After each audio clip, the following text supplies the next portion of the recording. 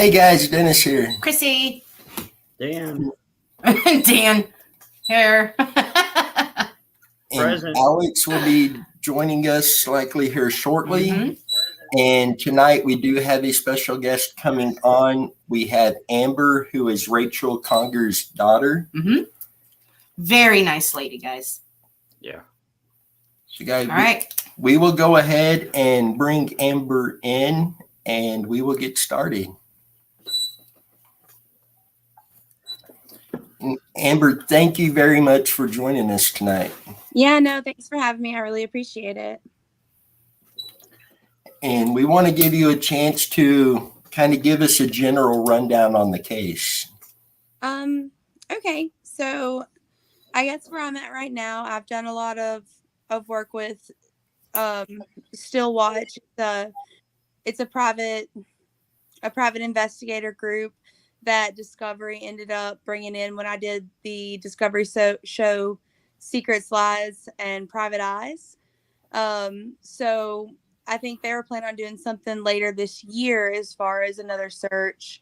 And a few months ago, back in October, we did a search as well and kind of pinpointed a few different areas that were, I guess, areas to be looked at, things like that, somewhere they'd like to take just a second look at, third look at, and see, because it was areas where he was working, doing construction work and stuff like that, my stepfather. Other than that, I'm doing the podcast with you guys, and I did the Mike Weatherford show. So really just trying to keep the momentum going, and not give up on any avenue that may lead to answers for not only me, but for my grandmother and my family and everyone involved. That's right. And real quick, Alex is here now. Alex, this is Amber. Hey, nice to meet you. Alex, you're muted. We can't hear you. How about now? There we go. Sorry, I didn't mean it. Nice to meet you, Amber. It's nice to meet you as well. And Tammy's right here on the side of me. Hi, Tammy. Hi. We still have family here and stuff at the moment, so. All right, let's go down here. Jessie Lynn. Hi, honey. She says, I love you, Amber. Mac. Yeah. Hey, she says, hello, Jess. Hey, girl. Joanne. Bobby. Hey, guys. Hey, love you guys. Thanks for tuning in. So we had that Rachel went missing March 13th of 2008. Was that the correct date? Yes, that's the correct date. And from Paris, Tennessee? Yes. Do you want to try and give us a rundown about how that all happened, honey?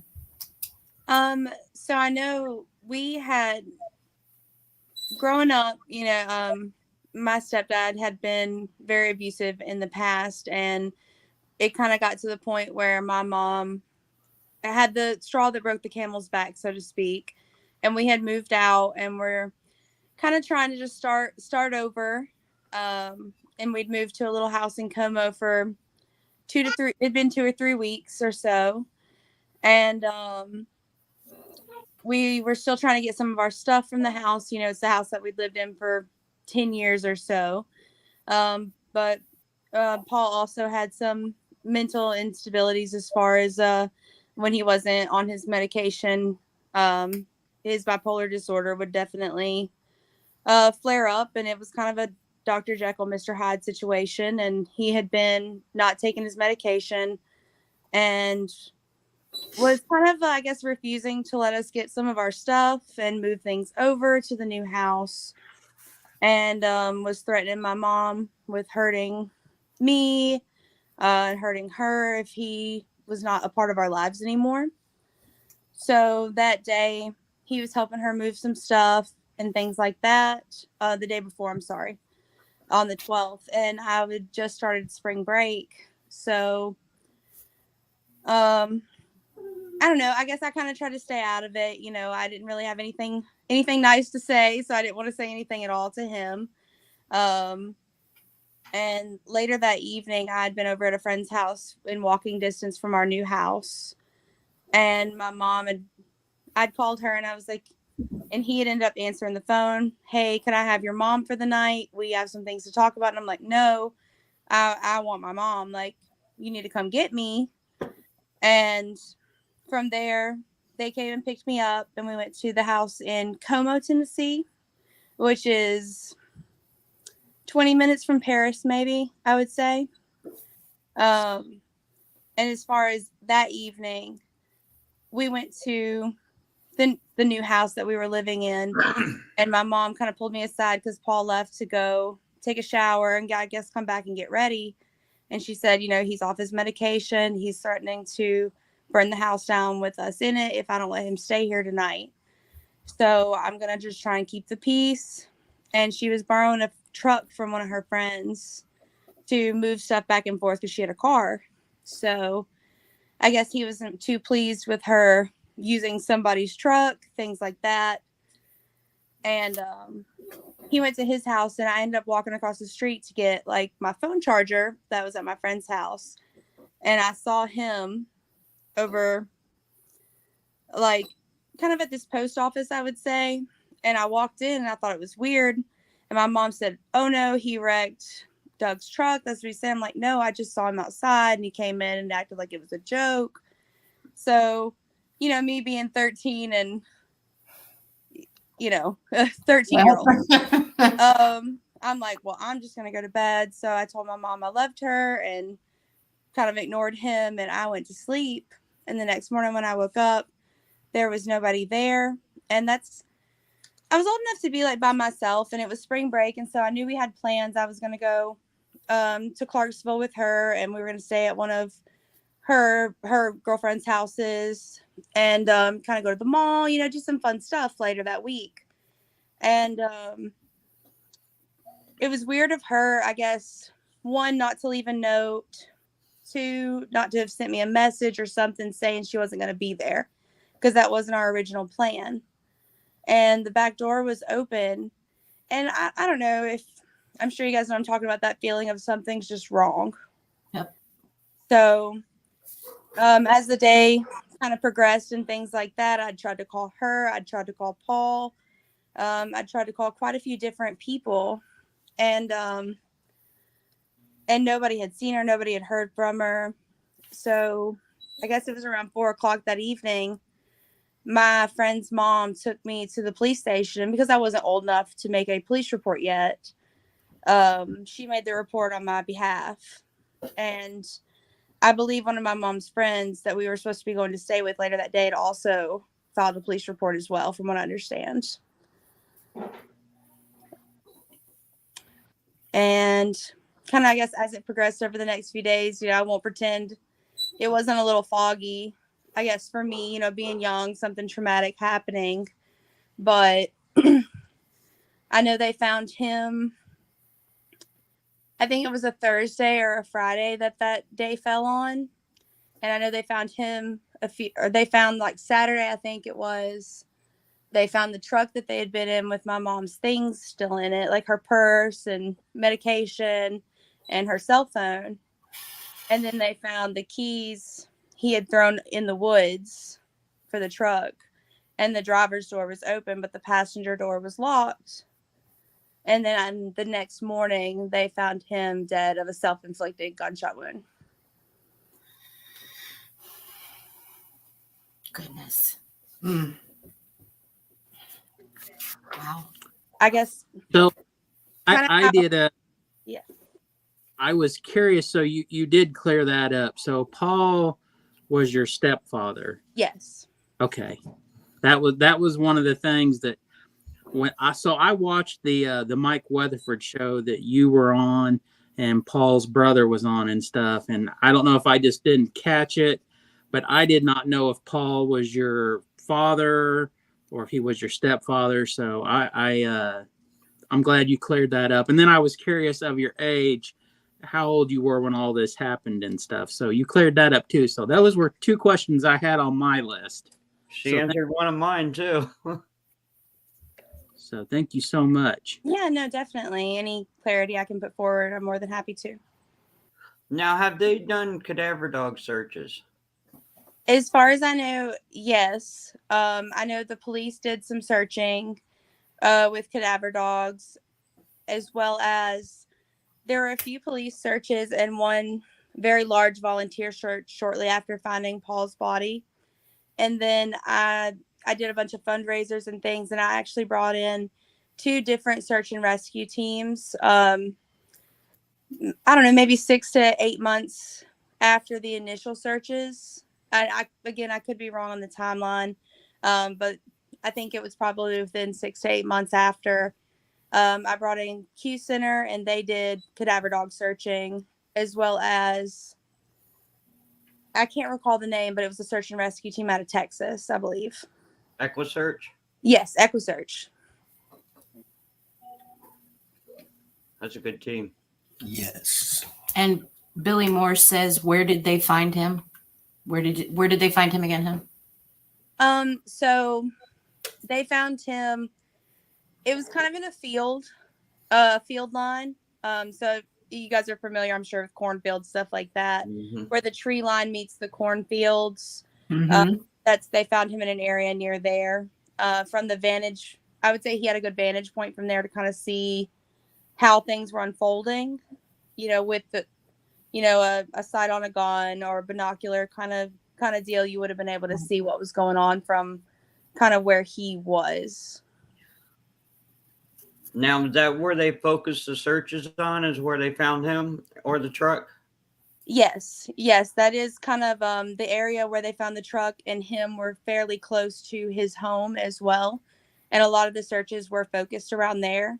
But he was a construction worker, and he also, I guess there was a ping on a cell phone tower in Swan Bay area, which is Kentucky Lake. And they did a lot of searching around that area as well. Jen asks, when they were spotted on surveillance at 8:07 a.m., do you know which direction they were headed? As far as from the police reports I've read and the records that I have, they were headed towards Clarksville. I guess the plan kind of was to take back the truck that was being borrowed. And she, again, trying to keep the peace, because from what I understand, a witness saw them leaving the home and her running towards the truck and kind of banging on the window to get in. So I think it was kind of a rushed leaving, like maybe he was angry or upset and she's trying to defuse the situation.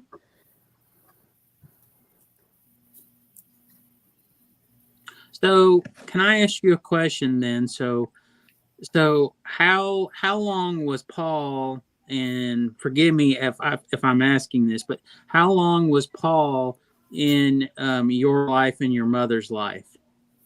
I mean, how long were they married together? I mean, how long was he in your life, basically? And I mean, was he always the way he was, or was there good times at all, or was it? I mean, I can't say that all of it was bad, I think they got together when I was probably 1 or 2 and got married when I was around 3 years old. So he was in my life for 10 plus years, as a father figure to me. And, I was very grateful. All of my family always got along, as far as, my dad, my mom, and my stepfather. Like, there was always a good relationship there. And yes, Paul was always like that. When he was on medication, he was a lot more regular, but with the high highs and the low lows, some of those highs weren't him being angry. Sometimes it was, we went on awesome trips and stuff like that, so I can't say it was all bad. It was very much a Dr. Jekyll, Mr. Hyde situation. Yep. Tamara asks, what time did they leave the house? if I recall from the reports, not having it right in front of me, the neighbor said something along the lines of Fresh Prince of Bel Air was on. So that was sometime between 7 and 8 in the morning. Yep.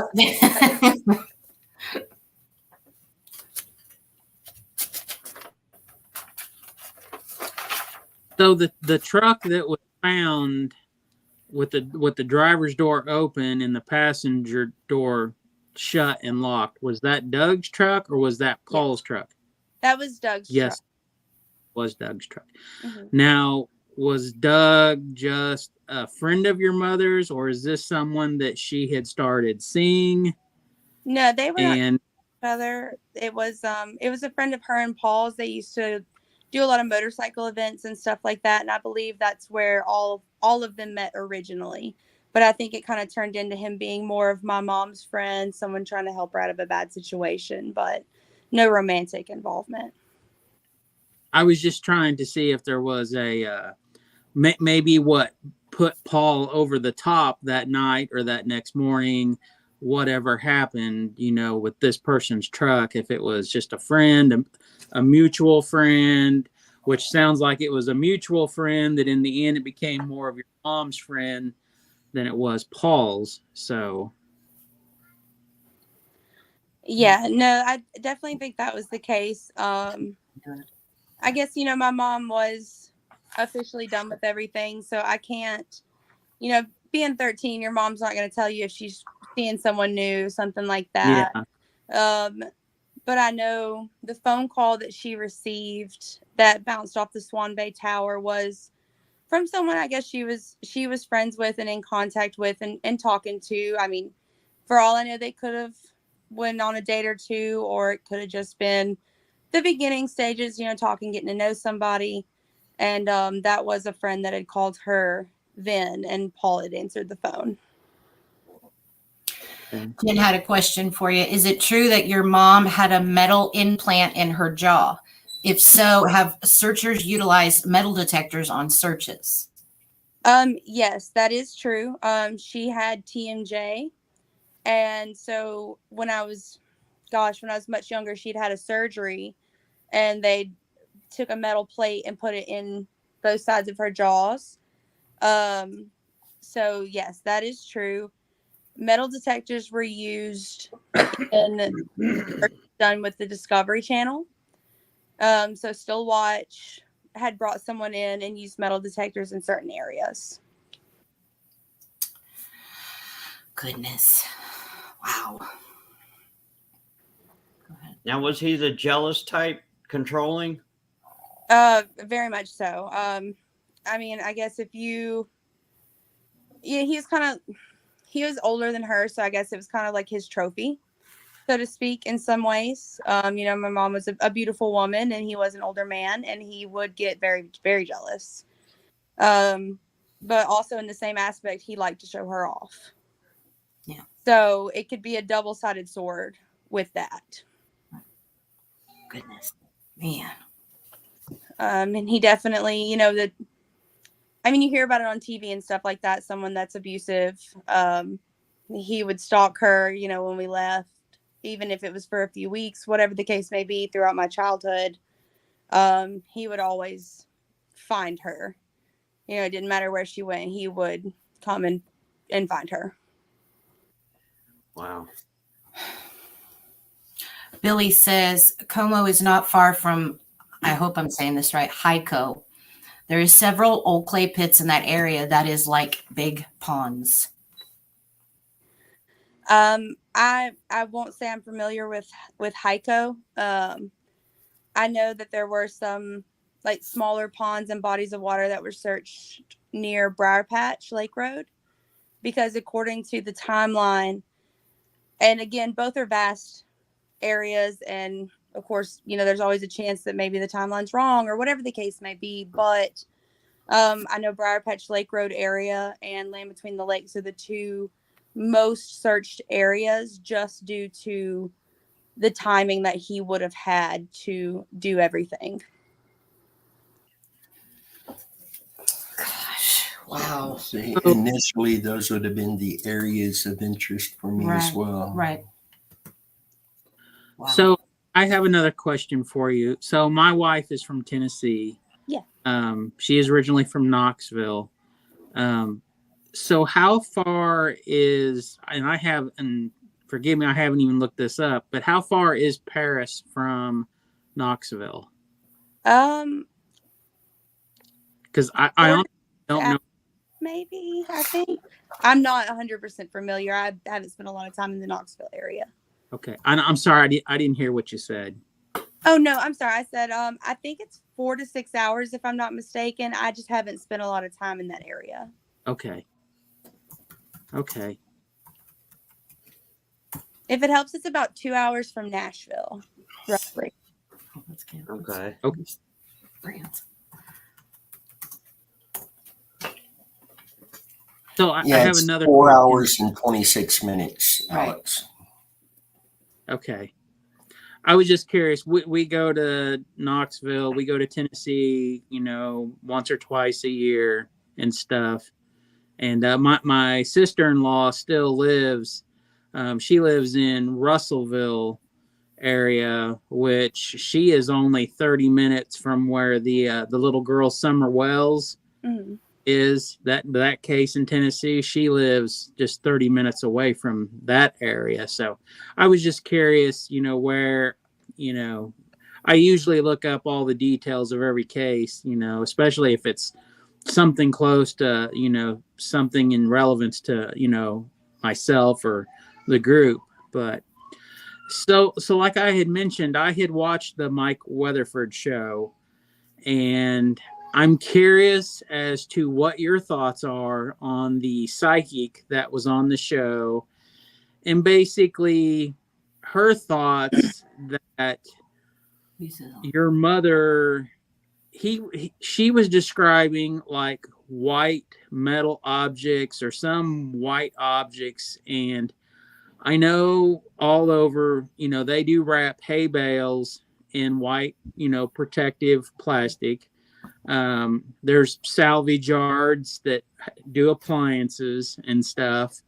So what was your thoughts on what that particular lady said? And did the sheriff, was he the current sheriff or was he the past sheriff when all this happened? I didn't quite catch that part.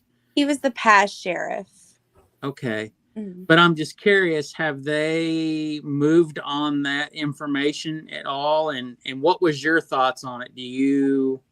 How did you feel when that lady described all that? I mean, not to discredit it all, of course. But there are a lot of different interpretations of how that could be. Like you said, hay bales. As far as when we did the search back in October, there in the Swan Bay area, there is a place that does, I guess they salvage certain things like washers and dryers that are big white metal objects. And that was very near the area that he was working on at the time. But also, if you think about Briar Patch Lake Road area, there's a lot of big white hay bales, like you were saying over there.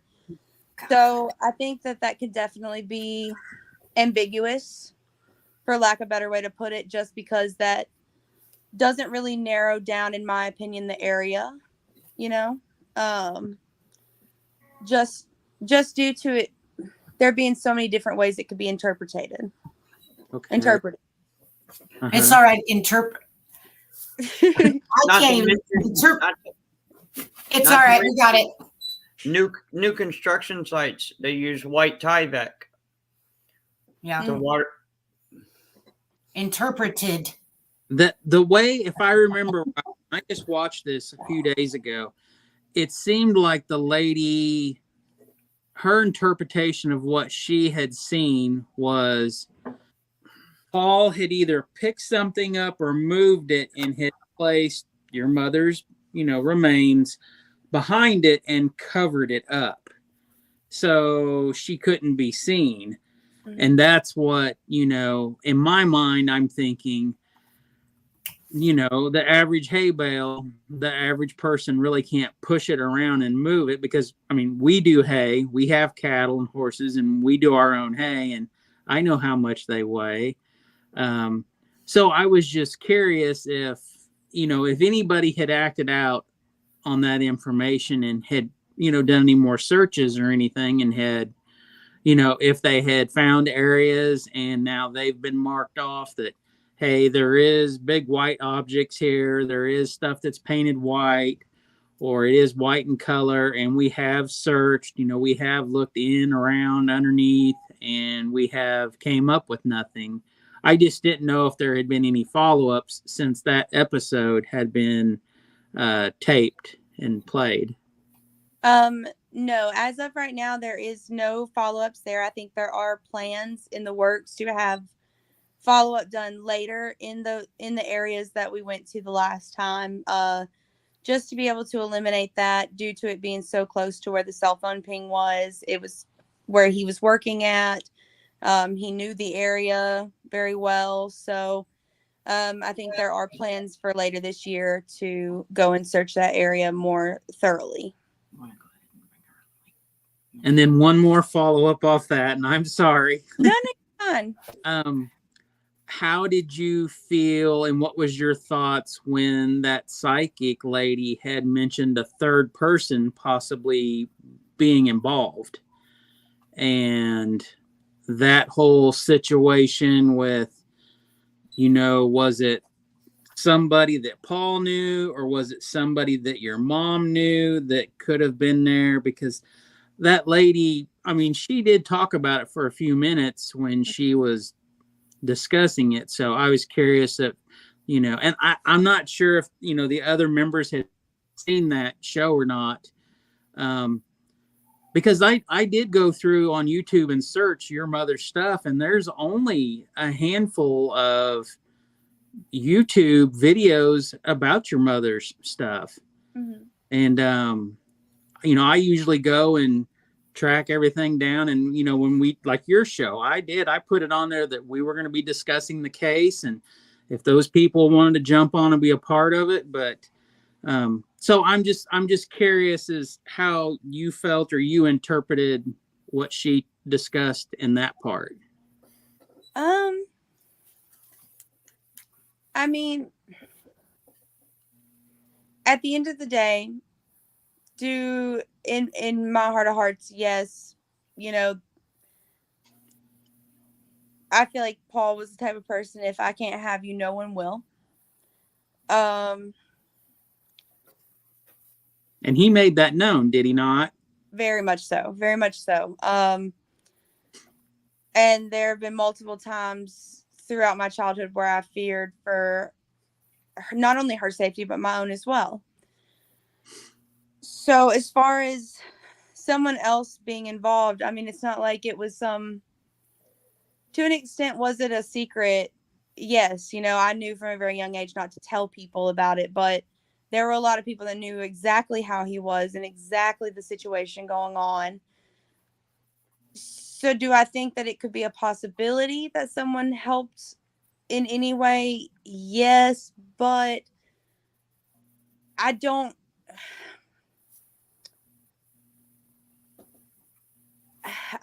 guess I don't know a good way to put it. Of course it's a possibility.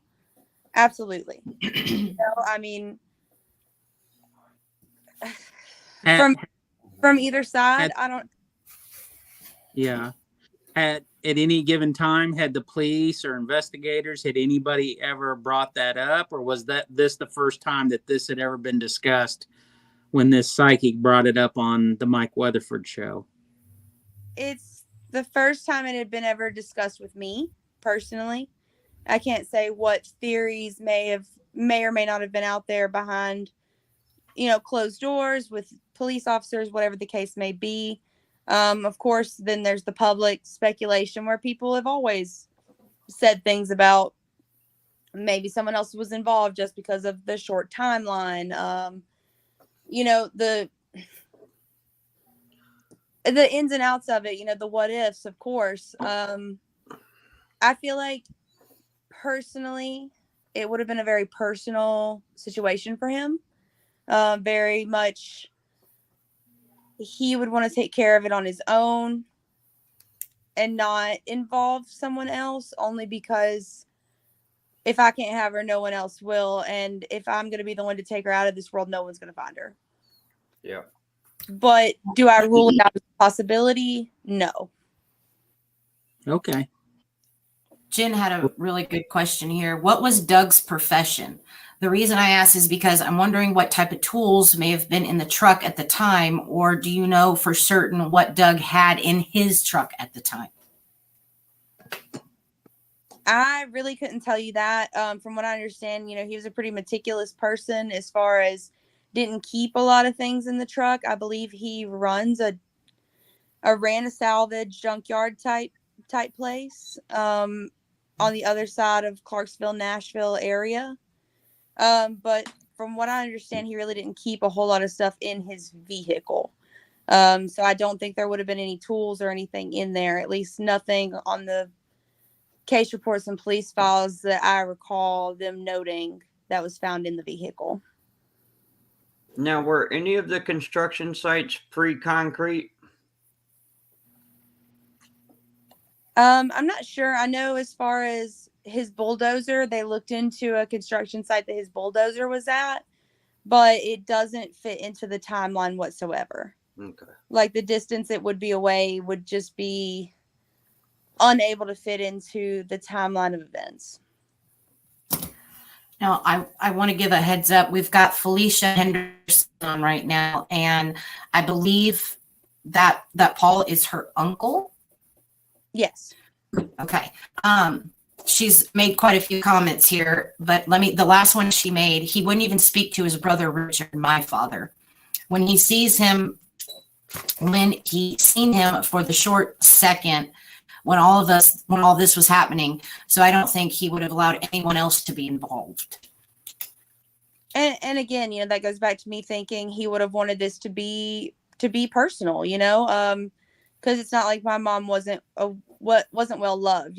She was a very, very outgoing person, very loving, very helpful. So she was well loved with his family and anybody she knew. So I go back to thinking that Paul would just want,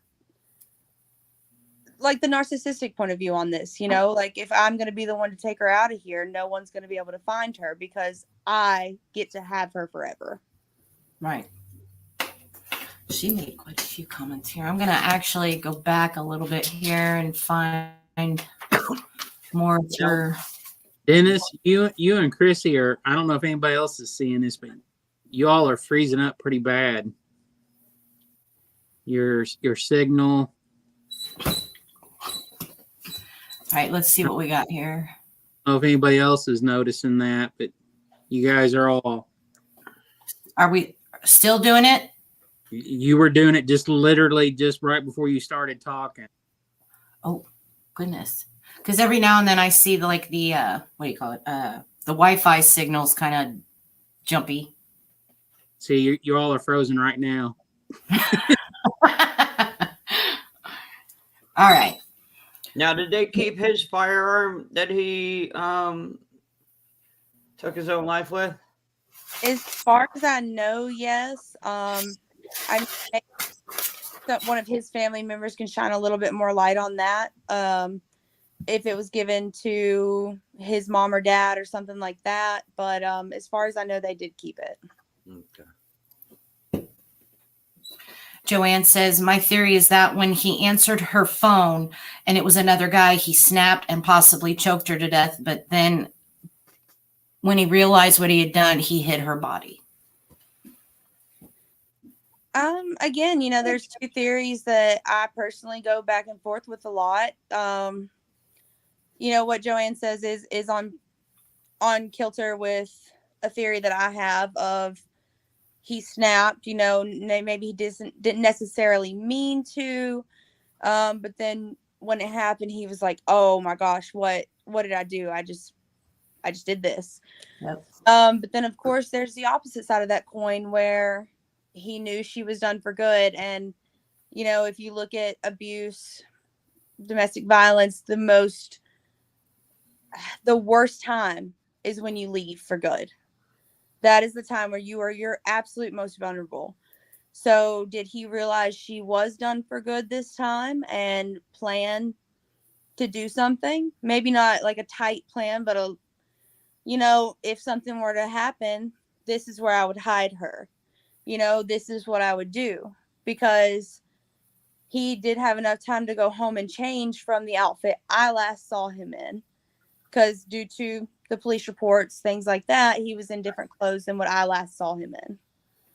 So he had that kind of time. So was he thinking, oh, I'm going to hide her body and go like mountain man it for a while in the woods or something, or what the case may be. So I do think that there are two different sides to where that could have been. Was it a snap, or was it, hey, I know she's finally done with this and now I'm going to take action? I just thought of something kind of odd, and it's an odd thought that I just had as you're discussing this. Did Paul have any children? Yes. Okay. I was going to say, because were they divorced when all this happened, or just separated? As far as Paul and my mom? Yes. They were just separated at this time. I was going to say, because if he had his place still and he didn't have any children, my thought was, at that point when all this happened, did you have access to go to his place and go through his belonging, because you were his stepchild by marriage still, so you still had a legal right, because he was your stepfather, for you to deal with his stuff. And that's why I asked if you had any stepbrothers or sisters and how all that had played out at that point, because if they weren't divorced at that time, then you still would have had a legal right basically to his belongings. And if you did do anything and look for anything, I guess. Of course, his daughters were older than I am, and they lived in another state.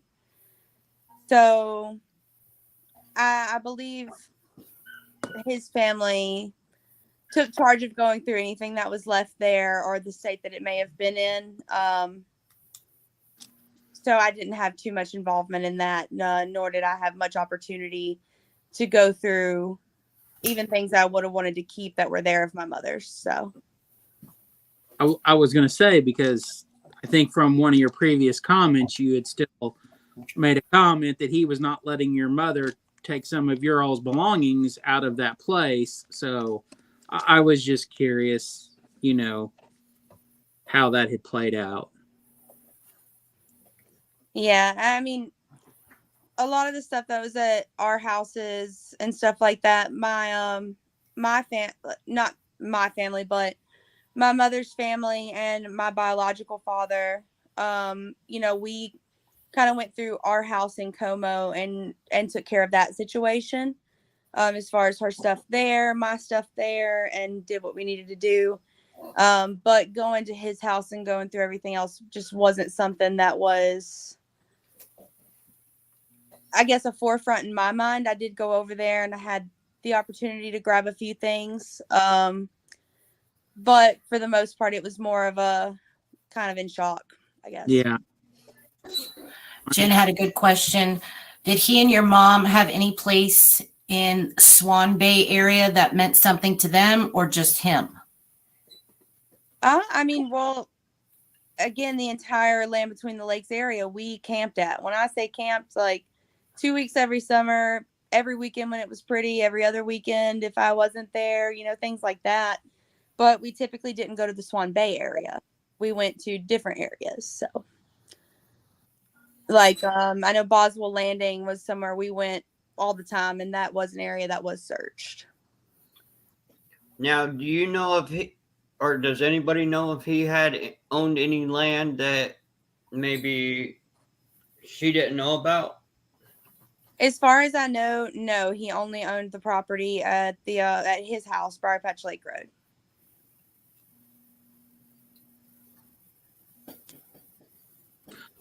So earlier you had made a comment I think the comment about the bulldozer. So did he do excavation work? Yes. It was Okay. kind of a newer thing that he got into in the last year or two, I would say, as far as getting the bulldozer and doing excavation work as well. But I believe, I don't remember the job site that his bulldozer was at, but it was the opposite direction, 30 minutes to an hour away, I would say. And I know that area was searched by police. But I really do not know much about that in particular. Okay. I'm sure you've answered all this stuff a billion times at some point in your life. So I apologize for these questions that if some of them are just like, oh, I got to answer this again or something like that. So I do apologize. No worries. It's all part of it. And it never hurts to go over it more than once because someone may have a question or something may come up that we didn't think about before. Mhm. Right. That's right. Absolutely. Where am I reading? That one, Joanne's. Yeah. Okay. Joanne had a comment here. When she came to me at work the day prior to going missing, she was very fearful of how he was going to react when she told him she was done. That's got to be heartbreaking. Yeah, I know Joanne and my mom were very close friends. So, she definitely confided a lot of stuff in her and things like that. So, and I know prior to that, I think it was kind of a long time coming, so to speak, for her to get the courage and means to leave. Because I know she'd been talking with some of my other family members as far as kind of staging it like she had to drive for work. So if something were to happen while she's driving at night and doing this or that, what would I want to do? Would certain family members be okay with it? And I know maybe a week or two prior to her going missing, she told her mother, who has told this to me, that she was fearful. She was very scared of what Paul would do to me, to her. But she felt like she had it handled and she didn't want to, I guess, burden anybody else. It can be embarrassing dealing with a situation like that. People, why don't you leave? Why don't you do this? Why don't you do that? Everybody, not saying putting their 2 cents in, but for lack of a better way to put it, everyone chiming in about what you shoulda, coulda, woulda done. I think she felt like she could handle it on her own. A lot of like women that are abused think they can handle it on their own, and it's just because they're so terrified that they don't want anybody else to know what's going on. Jen had a really good comment here. I really think they should focus on sentimental areas because of the bipolar one can go from enraged to remorseful in a matter of seconds. Taking her life could switch him. Yeah, that's very true. Yeah. As far as sentimental areas, I think me and Paul's family at different times made sure to point out a lot of those to police officers. And different law enforcement, different search groups, show areas that may have been sentimental to him. As far as like places that were sentimental to us as a family, going to like Boswell Landing and stuff like that, that was more of a campground area. So it may have been, it's more of like your more rugged campground area. It doesn't have, cabins, stuff like that. So, I mean, it's a possibility, but would I say that it would probably be somewhere, maybe if it were somewhere around there, it would be somewhere near there or a more off the beaten path kind of place. Per se, a campground that's not a private campground.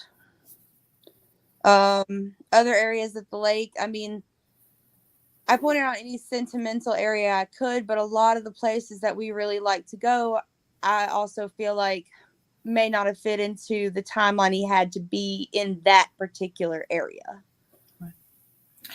Jen also wants to know, what was Paul's body type? Was he lean, muscular, overweight, etc.? He was very muscular. He was in the military for many, many, many years. And when he retired from the military, he was a construction worker. He ran his own business, did all kinds of work. We had horses. He was no stranger to outside work, physical labor. So he was a very in shape man. And then Tamara said, did they search local lakes? Yes, I think around that there was a lot of rain that may have came after, if I'm not mistaken. So that did hinder some of the searching. And of course, they searched around the land between the lakes area, but that is, again, a very vast area. So I know there was a lot of searching done around the Briar Patch Lakes area as far as bodies of water near where they found his body. And I know they did a few places out at the land between the lakes area, but I would have to go through my records to see exactly where. Here's an odd question. So Doug's truck, was there any questions to Doug of how much fuel was in it when your mother had evidently picked it up? And was there any, debit card I'm, in 2008, was your mom a debit card person? Was she a cash person? So my thought is, did anybody ever question how much fuel was in the truck? Possibly the miles that were on it, how possibly far it could have gone, come or go in a certain area? Did they check, credit card statements to see if fuel had been purchased? Anything just like that by chance? I don't recall as far as any debit card transactions or anything that were done. My mom, her purse and wallet and everything were found with not a substantial amount of cash in it, but a little over $100. So it's possible she could have been using cash. She did use her debit card. I don't know that. But I know they questioned him about mileage because he'd had an oil change done very recently. So they were able to use that to calculate mileage to help narrow down the timeline. Wow. Jeez. Look at this. Look at all your notes. He's got, 4 pages of notes here. Just, wow. Yeah.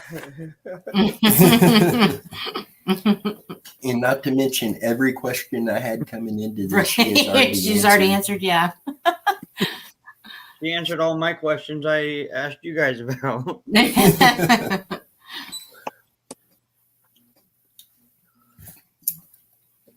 Now, did they process the truck for her DNA, blood, anything like that?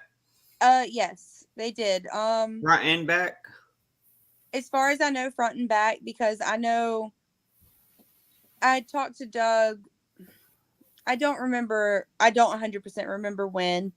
I believe it was before doing the Discovery show, and he told me it took a very, very long time for him to get the vehicle back. So I do believe everything with that was thoroughly searched. And they may have found like hair or stuff like that, but there was no blood DNA evidence in the truck from what I understand. So it definitely happened outside the truck. If it was real physical. Yes. Did you say Discovery Show or Discovery Channel? Yes. Mm-hmm. So can you fill me in on that? I guess it was What? a few years ago. I'd wrote into the Discovery show. They were trying to find cases like mine in a certain area, and they hired Still Watch investigators, Renee and Amy. And Renee and Amy kind of went from square one. We got the case file. They interviewed people. They tried to go and re-interview people as well that maybe weren't thought of before, things like that. And then did some searching. As far as, of course, there's dramatization for TV, things like that. But I know they did some searching based on rumors, things like that, as far as using a metal detector in an area that was in concrete. There was an area where I guess a witness had saw the truck parked in a field, from what I understand. And they also searched that area with a sonar detector of some sort, and they did end up finding something in the ground. They dug, they excavated, and then it ended up being like a water pipe situation. So that area was also crossed off the list. And I know Renee and Amy,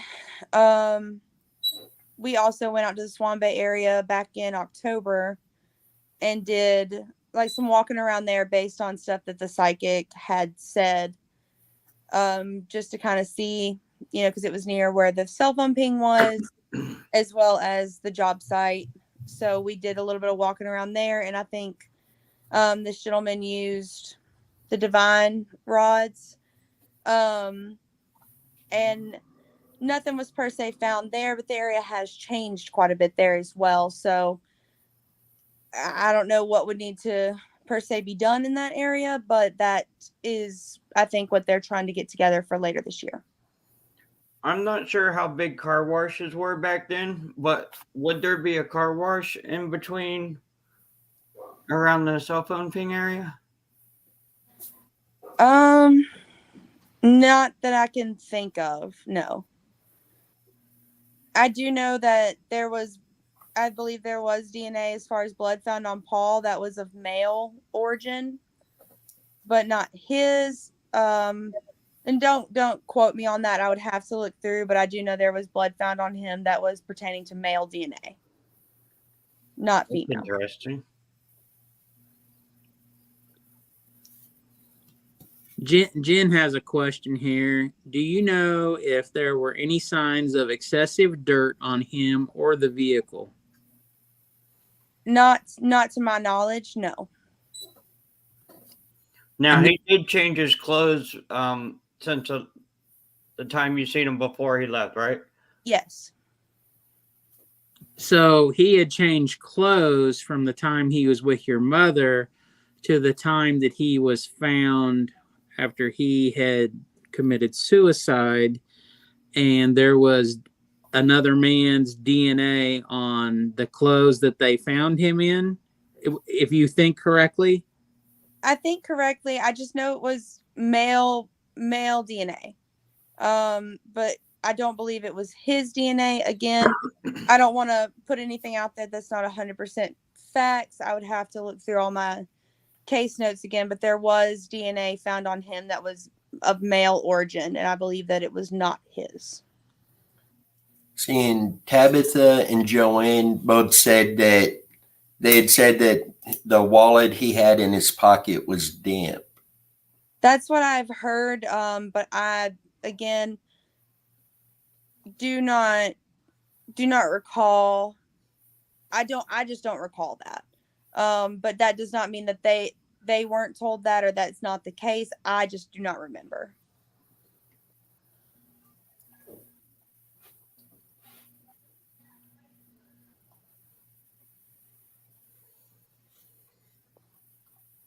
I'll have to say this is pretty impressive that there's so many people, family members, related to both sides that's on here tonight talking and discussing. So I know it's probably tough for everybody, but we do thank everybody for their information and their willingness to come on here and talk with us and try to get answers. And because in the end, no matter what, it is a loss for everybody, both sides, no matter what. I mean, it's a terrible thing for everybody to go through, but so I do appreciate it, and I'm sure the rest of the group does, that everybody's talking and discussing and bringing stuff out. And again, there's things that I'm sure that the people that are writing in as far as his family would know more about them finding his body than I would, just due to again, the nature of the situation and me being 13. Mm-hmm. Yeah. So I have a kind of another question that would go back to, how he was and how things would go towards your mother, and kind of about the bipolar stuff, and something that Jen had made a comment about basically, if either verbal or physical abuse or altercations or something, and how bipolar can flip back and forth. Did you ever encounter, if something like that was to happen, would he be 5 minutes later, I'm so sorry, it'll never happen again person? Absolutely. Wasn't always a 5 minute span, but it was every time, if he would be, especially if he was physically abusive to her, which he very much was. And I can't even count on both hands how many times I've personally witnessed him doing something physically abusive to her. And then verbally it goes, of course, even further. So I'm sorry, you kind of broke up a little bit, but did you say he would be apologetic and I'm so sorry it'll never happen, or so he would? So hypothetically, if we were to go down the road that something so traumatic would happen that could have been his end result, was him doing what he did to himself because he knew that he had gone too far this time and he couldn't apologize. He couldn't make it right by just at least trying to verbally say, I'm so sorry, it'll never happen again. And if that's possibly where, his situation came into play and what happened and what he did. I do think that that's the more probable, answer to all of this is he lost control, because in every situation where we left, whether it be we went and stayed in a women's shelter or in like the hideaway houses for battered women, whatever that may be, he would always, I'll never do this again. I'll change. I'll be the man you need me to be. And then it would be great, for weeks, months at a time. But without fail, it would always return to severe abuse. Now, was there ever alcohol issues with him? No. Seeing Jennifer commented to Joanne that she would like to map out everything on a map for you guys. She's done this on other cases and has been incredible with this, where different things have been found, where searches have taken place, and has been Oh yeah, incredible. she's amazing when it comes to this stuff. Absolutely. Jen is one of the best, if not the best at it. So if you guys find it in your heart to take her up on this opportunity, I would definitely do it. And you guys will be so blessed to have a map with information, the locations, everything that she does. She just does incredible work. Yes.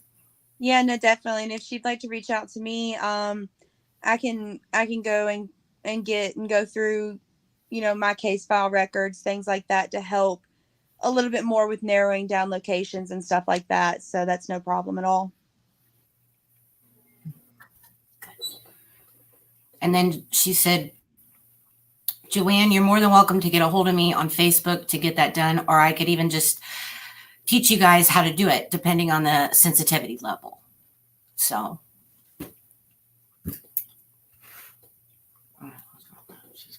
She's done.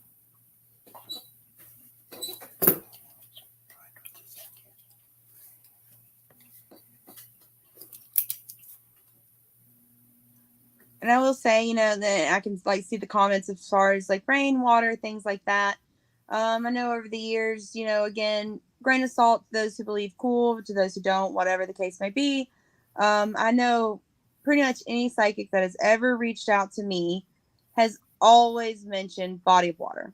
Yep. most people believe that he put her in some kind of body of water, whether it be an old abandoned well or things like that, or the lake or some body of water near his home. It's always been someone saying body of water. Wow. That's interesting. Right. And Billy's asked, is there a website or something on this case that they can follow? Yes. So there's the Bring Rachel Home at blogspot.com. That's not updated as much as I would say the Facebook pages, Bring Rachel Home on Facebook. So if you're looking for any kind of updates about the case, the Bring Rachel Home Facebook page would definitely be where all of those are. Yeah, that's where I got all my information. Okay. Well, guys, this was amazing tonight. Amber, thank you so much for coming out and talking with us. Wow, I don't even know what to say. So much information. Yeah, no, thanks again for having me. And if you guys have any questions as far as, what I can get for you as far as the paperwork I have, things like that, I have a lot of it on a jump drive. And I don't mind sharing that with you guys if that would help answer any questions or just give you guys a little bit more insight to the case that maybe I couldn't necessarily provide for you. Again, just being young, things like that. Some of it does fall in the cracks, but I don't mind providing any of that to you guys. So. Well, thank you, honey. Thank you so much. And we will use all of this to see if we could determine Right. search areas that Right. maybe haven't been looked at Mhm. or some that may need looked at again, and do what we can to help bring Rachel home. Right. Alex, Yes. you had that billboard back up on Rachel's case, didn't you? It runs all the way through tomorrow. So, and it has done excellent. It has. I haven't checked it today because I did go and work today, and I do dirt work myself. So when it's if it's dry, I have to go. So I was out doing work today, and I have not actually had a chance to get on the computer because when we do our shows, I just use my phone.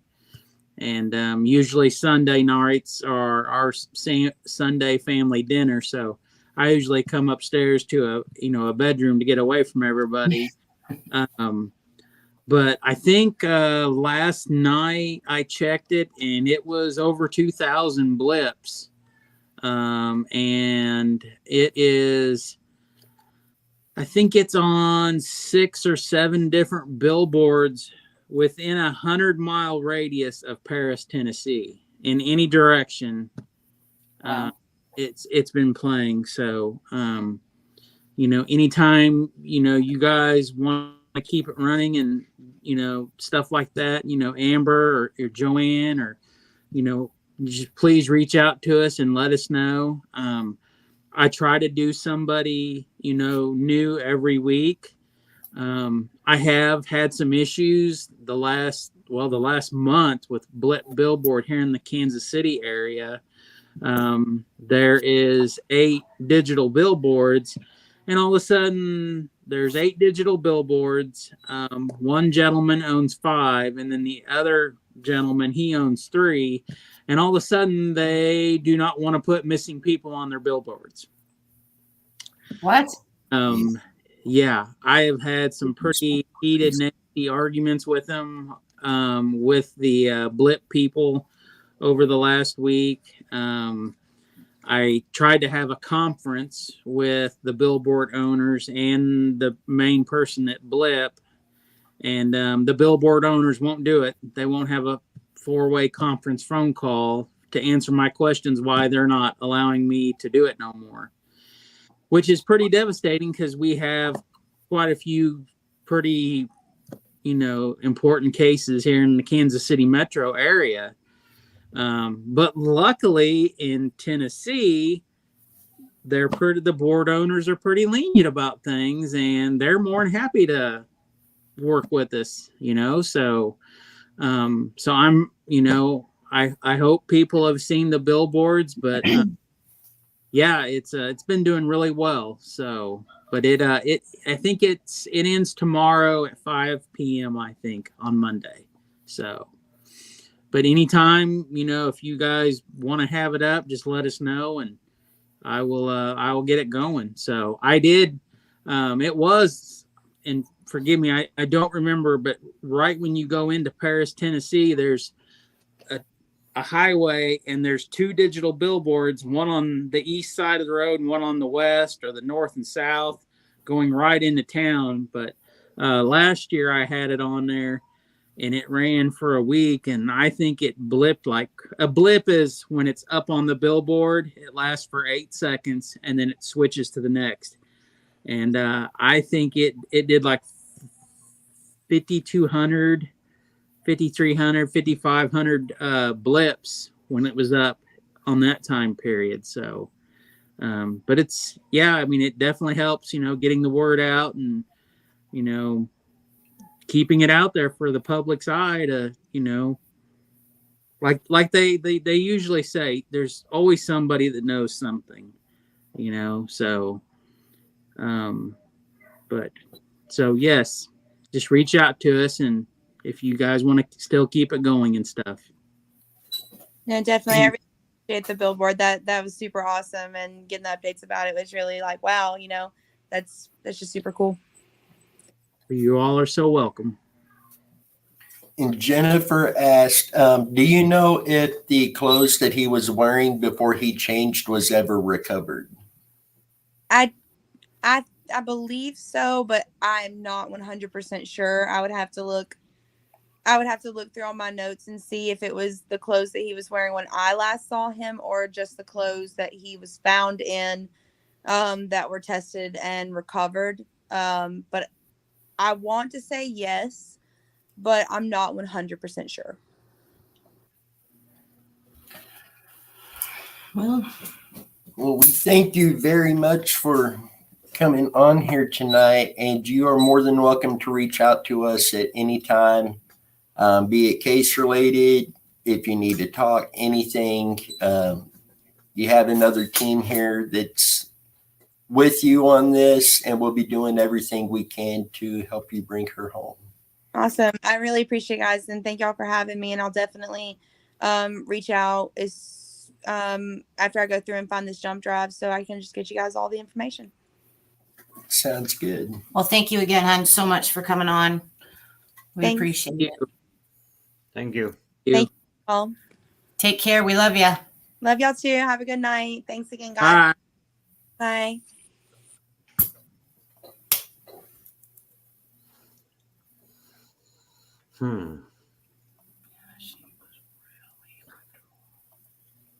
There we go. What a strong lady. Yes. That is no lie. Wow. Definitely. She did it amazingly. It was, My goodness. it was incredible, and like I said, I give thanks, props, however you want to say it, even to Paul's family for being on here, and even Felicia, absolutely. And I mean, there was a couple other ones. Yeah. that's a lot, even on even at that, it's everybody had a loss. Everybody that was ever involved on both sides of their family had a loss, so Yep. Both sides want justice. That's right. And Yeah. they all seem like good people, Oh, yeah. and should not have to go through this. No. Absolutely. just an off the wall question here, which did something with StreamYard change? Because I'm not seeing any comments by anybody in the chat or anything at all. Even my screen is different. I've never seen it look like this. Seeing, if you noticed, our screen's kind of different as well. It is. Maybe they. The only I have to look into that. Yeah, and see maybe what's they- going on. It kind of looks like they did an update or something, Alex, because even our screen looks a little different. All I can see is the ones that he highlights. on that Yeah. screen. That's what I was going to say. And earlier, when I clicked on the chat, thinking, well, maybe if I click on it, it will bring up. It shut the whole screen off, and then I did see the chat, but I didn't see nobody. Like we're all looking at each other. All that disappeared, and all it was text. Lovely. Just curious if something had changed. No, that's Yeah, kind of why I it keep did. my phone next to me watching it on YouTube too. This is a complete different layout. Yeah. Yeah, the background's different. Yeah. Well, maybe we had an update and we just didn't know it. Right. So, Wow, guys, that was amazing. God, Yeah. that poor thing. My goodness. yeah. Well, Jen will do her thing, and Oh yeah. they will be impressed, and that'll be such an asset to see everything mapped out, from the home locations of where her and her mother was staying to Paul's home to even if she gets like Doug's address where Doug lived and where the truck came from, and where they found Paul at, and where the cell phone pings were, and where his bulldozer, whatever piece of equipment he had, to all these different places that everybody brought up tonight. I mean, that'll be incredible to have, because that'll just put a lot more things into perspective. And then trying to go back and look at these other locations that were brought up by the psychic or other people that have said things. So it'll be. And Felicia says she would love to be more involved. If there's anything we can do to help you with that, don't hesitate to reach out. We will do everything we can to help. Our team email address and my phone number are both down in the video description, but feel free to reach out anytime. Thank you all for the family members that came on and supported Amber, and I mean, you guys are awesome. Yeah, definitely. Definitely. It's awesome that both sides of the family are working, what appears to be working together, and getting along, and everybody's that's awesome. There's a lot of times that doesn't work out that way. No. Too many people butt heads, and too many people take things out on the other the other family members on the other side, and it had nothing to do with them. Besides, they were just related, but it's awesome to see people working together and talking together, and that's absolutely so. Like I said, props, to everybody that was awesome work on everybody's behalf. Oh yeah. Now, I'm just Felicia, by any chance, do you know if you're able to find out if more than one bullet was shot from that gun?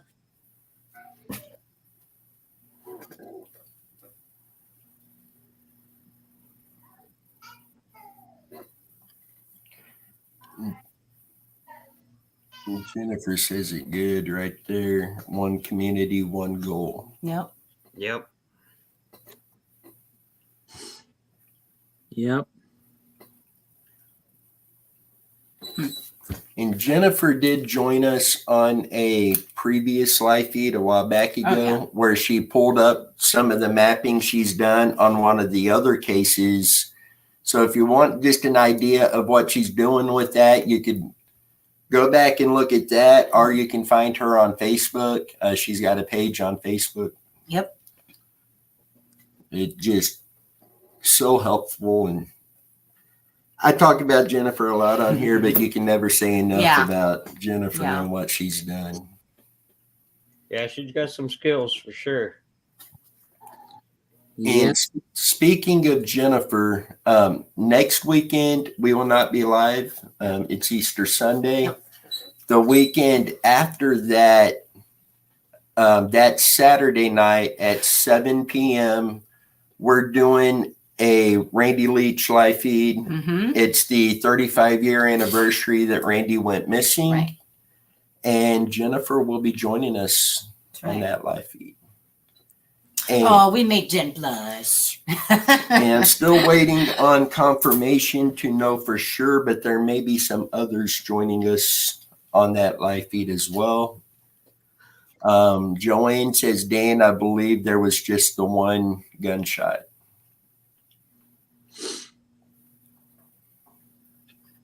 And Mark, I will be getting a hold of you very soon to talk about a couple of the other cases you and I have talked about in the past.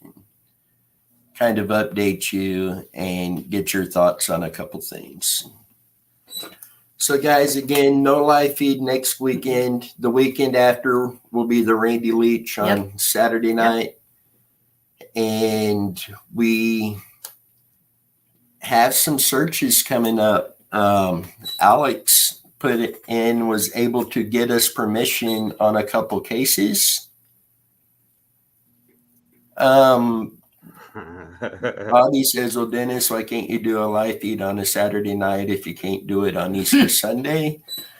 We probably could, but, you know, we got to spend time with our families too. If we neglect our family time, then, Right. you know, so that weekend, holiday Yep. weekend, will be with our family.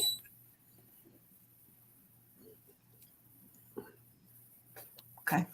Oh, Felicia just said, I believe just one, and he had placed it into his left eye socket.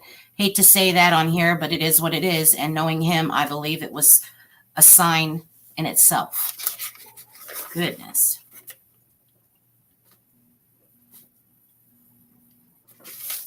Okay. Mm-hmm. Well, thank you, Felicia. We appreciate it, honey. Yes. So most guys, definitely.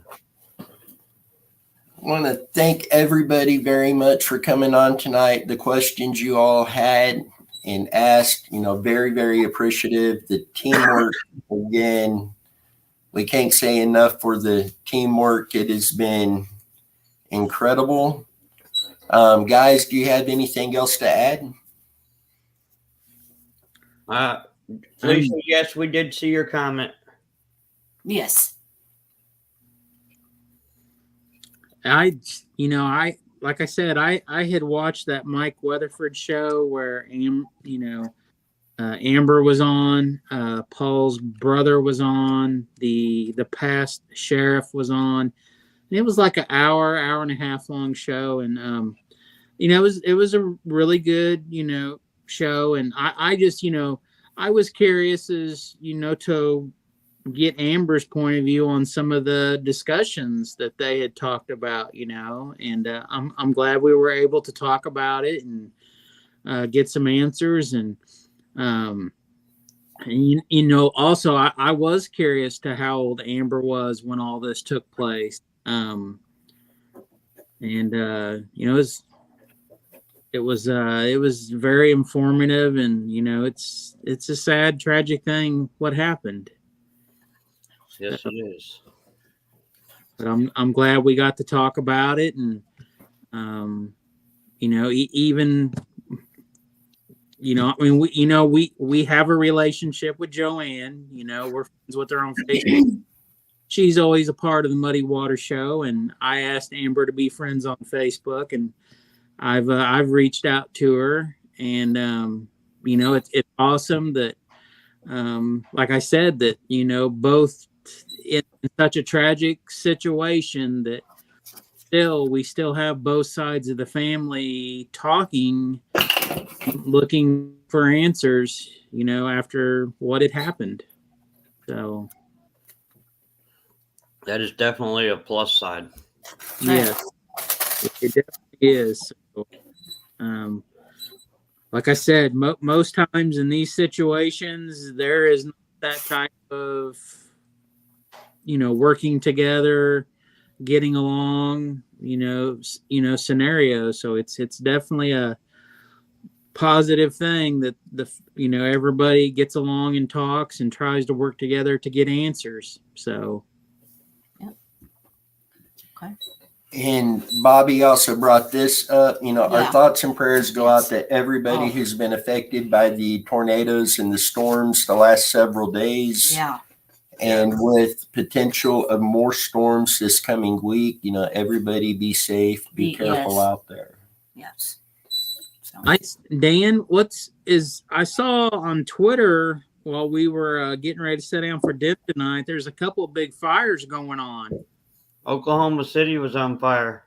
Yeah. oh, great. Are the fires still going, or? As of yesterday, they were all 100% contained. They were just hitting hot spots. Good. Okay. Whew. It was pretty bad. Yeah, I was watching, it was about 6 hours ago, and it looked like they had just shot the videos, but yeah, it was pretty crazy to see so much on fire. So Yeah, and I was getting nervous because when they said Logan County butts up against Oklahoma County, and where it butts up against is where the search was done for Bruce. Oh, lovely. But it wasn't that close, thank goodness. Oh, good. oh, Good. But it was still in Logan County, but where Luther was is in Oklahoma County, but it's like right on the border. The fires were more towards Oklahoma City. Right. wow. Goodness. I see Dennis has got another new shirt. It's an old one. Yep. I still like Alex's better. See, mine beats all of y'all's. See, Kansas City Chiefs. What'd you spill on your shirt? Dan, not funny, sir. All right. Wow, that was amazing. I'm glad she came on and did that. So, Yeah. So, guys, with that, we will go ahead and get this shut down. Thank you all for joining us tonight. You all stay safe, and we will see you guys down the road. bye, guys. Bye, everybody. Thank you.